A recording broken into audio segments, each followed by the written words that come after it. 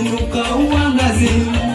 Unayeugua ninakutangazia, kwa jina la Yesu na uwe mzima. Wewe uliyechoka ninakutangazia, kwa jina la Yesu pokea nguvu mpya. Uliyeshuka chini ninakutangazia, pokea kibali cha kuinuliwa tena. Hakuna jina kama jina la Yesu.